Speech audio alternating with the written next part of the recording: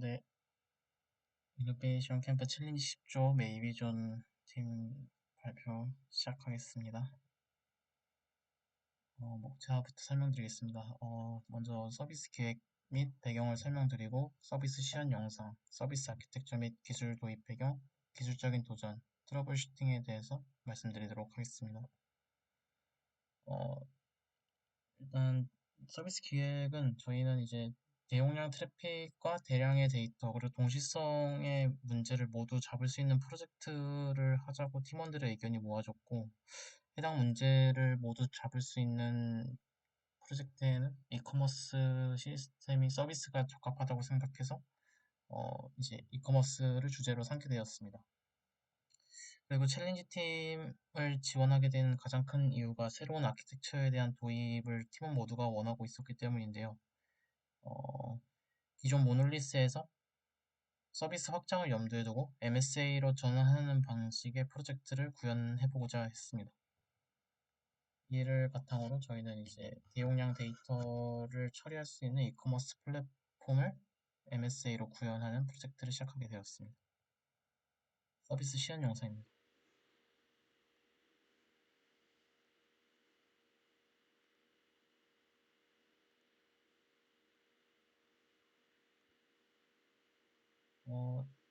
지금 이제 프론트엔드 쪽이 아직 배포가 안 돼가지고 일단은 오늘 안으로 배포를 해서 영상은 다시 제대로 찍도록 하겠습니다. 핵심 기능만 사용해서 다시 찍도록 하겠습니다.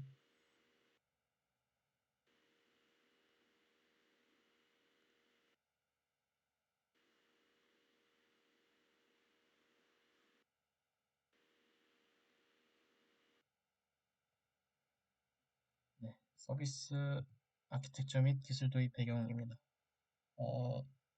HTML, CSS, 자바스크립트, 아시오스를 사용한 프론트엔드에서 요청이 들어오게 되면 API 게이트웨이가 유레카에서 이제 서비스 디스커버리를 통해 해당 서비스를 찾게 되고 이러한 호출된 서비스는 분산 아키텍처 형태로 존재하고 있습니다.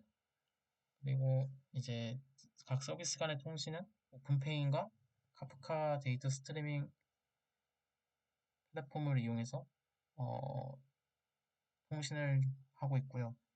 이제 모니터링 관련해서는 그라파나, 프로메테우스, 집킨 등을 사용해서 어, 병목 지점을 찾거나 장애 지점을 찾는 모니터링 시스템을 구현했습니다.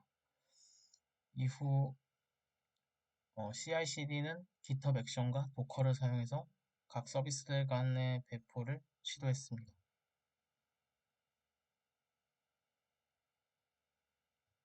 서비스 아키텍처 및 기술 도입 배경입니다. 일단 저희가 처음엔 리액트로 시도를 했는데 생각보다 난이도가 너무 어렵고 시간 대비 효율성이 안 나와서 바닐라 자바스크립트를 이용해 바닐라 자바스크립트와 백엔드 통신을 위한 아시오스를 도입하여서 가장 간단한 프론트엔드를 구현했습니다. 그리고 이런 클라이언트와 직접적으로 요청이 맞닿는 스프링 클라우드 유레카와 스프링 클라우드 게이트웨이를 이용해서 로드 밸런싱과 같은 기술들을 구현했습니다. 분산 아키텍처 형태로 되어 있는 각 마이크로 서비스들은 도커 컨테이너로 배포가 되었고 해당 서비스들에 대한 테스트는 JMeter와 엔그라인더로 실시했습니다. JMeter와 엔그라인더 두 개를 사용한 이유에 대해서는 이후 추가적으로 설명하겠습니다. 모니터링 시스템은 이제 그라파나와 프로메테우스를 이용하였고요. 여기에 각 마이크로 서비스들 간의 로그를 추적하기 위해서 집킨을 사용했습니다. 그리고 서비스 간의 통신을 위해서 비동기 통신 방식을 사용하는 카프카를 이용하였고요. 어, 동기 형태로 유효성 검증이 필요한 부분에 대해서는 오픈페인을 사용해서 이제 서비스 간의 통신을 구현했습니다. CI/CD는 젠킨슨이 상당히 난이도가 높고 시간이 오래 걸릴 것으로 예상이 되어서 도커와 GitHub 액션을 사용해서 구현했습니다. 기술적인 도전에 대해서 말씀드리겠습니다. 가장 먼저 저희는 아무래도 MSA가 가장 큰 기술적인 도전이었다고 생각합니다. 이제 분산된 서비스들을 각각 나누어서 독립성을 보장하는 형태로 서비스되는 마이크로 서비스 아키텍처는 이 해당 서비스들을 바운딩 컨텍스트로 나누어서 도메인별로 존재하게끔 하는 도메인 주도 설계를 기반으로 됐고요. 이러한 도메인 주도 설계를 위해서 이벤트 스토밍 기법을 도입해 보다 편하게 각 도메인들을 나누는 작업들을 진행했습니다. 그리고 이벤트 기반 아키텍처를 채택했기 때문에 해당 이벤트를 카프카를 이용해서 보내는데요. 아무래도 사용해 본 적이 없는 기술이다 보니까 이제 비동기 통신으로서 카프카가 가져갈 수 있는 안정성과 빠른 분산 처리에 중점을 두고 해당 기술을 도전했습니다. 그리고 CI/CD는 도커와 GitHub 액션을 사용해서 배포 과정을 좀 더 수월하고 빠른 시간 안에 진행할 수 있게끔 조성하였습니다. 그리고 이제 소프트웨어 아키텍처도 변화가 있었는데요. 기존 MSA로 도메인을 나눈 다음에 그 해당 도메인도 3레이어드로 구성했었습니다. 하지만 이런 3레이어드에서 비즈니스 로직과 기술 관심사가 섞여 있는 것을 보고 아무래도 좀 관심사들을 분리해서 로직들이 작성되어야겠다는 생각을 하게 되었고 이에 따라서 헥사고널 아키텍처로 재구성하게 되었습니다.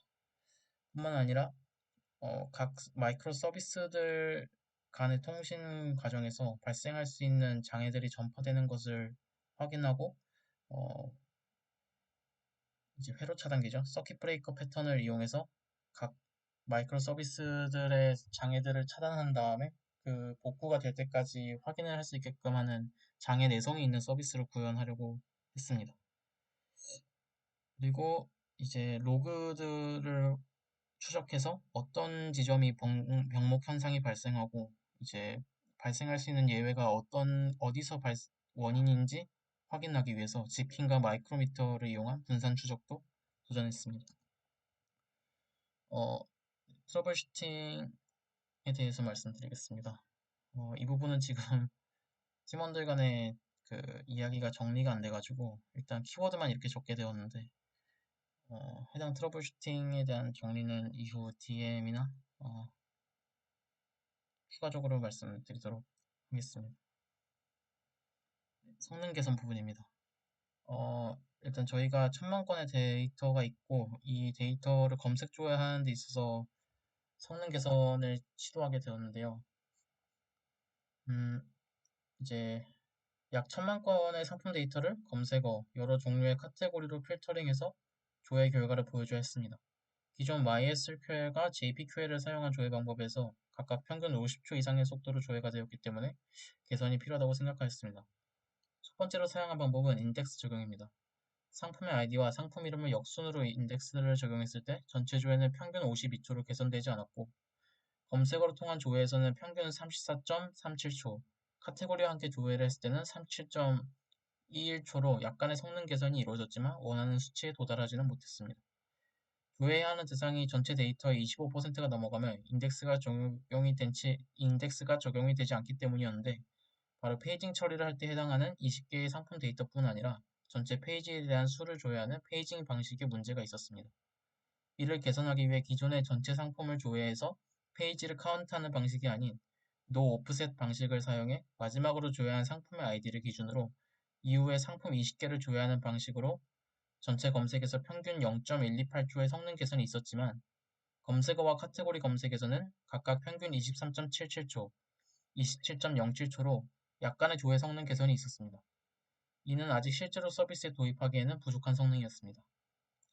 따라서 검색어와 카테고리 검색 개선을 위해 모든 조건절을 같이 색인할 수 있는 인덱스 커버링을 사용해 최종적으로 평균 0.09초, 평균 0.91초, 평균 0.106초로 각각 99% 이상의 성능 개선을 검색 조회에서 이뤄냈습니다.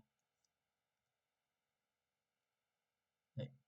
대용량 트래픽에서 성능 향상도 시도를 했는데 일단 결과는 성공적으로 나오게 됐고요. 다만 이 부분에 있어서 아직 내용이 정리가 되지 않아서 해당 부분은 저희가 추가적으로 정리가 되는 대로 DM이나 그런 걸 통해서 피드백을 받아보도록 하겠습니다.